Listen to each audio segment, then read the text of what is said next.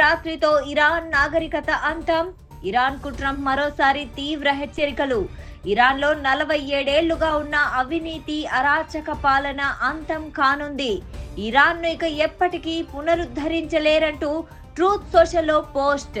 ప్రపంచ చరిత్రలో ఈ రాత్రి ఓ మైలురాయిగా నిలిచిపోతుంది. నిజానికి నాకిష్టం లేదు, అయినా చేయక తప్పడం లేదన్న ట్రంప్. మరోవైపు ఎట్టి పరిస్థితుల్లోనూ లొంగేది లేదని ప్రకటించిన ఇరాన్. నాతో పాటు దేశ ప్రజలందరూ త్యాగానికి సిద్ధంగా ఉన్నారంటూ ఇరాన్ అధ్యక్షుడు ప్రకటన.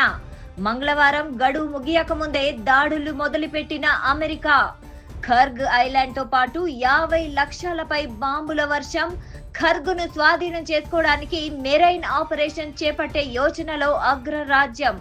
అమెరికా దాని మిత్ర దేశాలే ఇరాన్ దెబ్బ రుచి చూస్తాయన్న ఇరాన్. ఈ రాత్రితో ఇరాన్ నాగరికత అంతం. ఇరాన్కు ట్రంప్ మరోసారి తీవ్ర హెచ్చరికలు. ఇరాన్లో 47 ఏళ్లుగా ఉన్న అవినీతి అరాచక పాలన అంతం కానుంది. ఇరాన్ను ఇక ఎప్పటికీ పునరుద్ధరించలేరంటూ ట్రూత్ సోషల్లో పోస్ట్.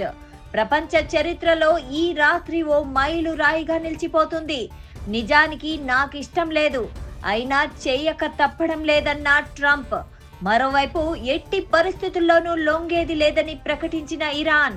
నాతో పాటు దేశ ప్రజలందరూ త్యాగానికి సిద్ధంగా ఉన్నారంటూ ఇరాన్ అధ్యక్షుడు ప్రకటన.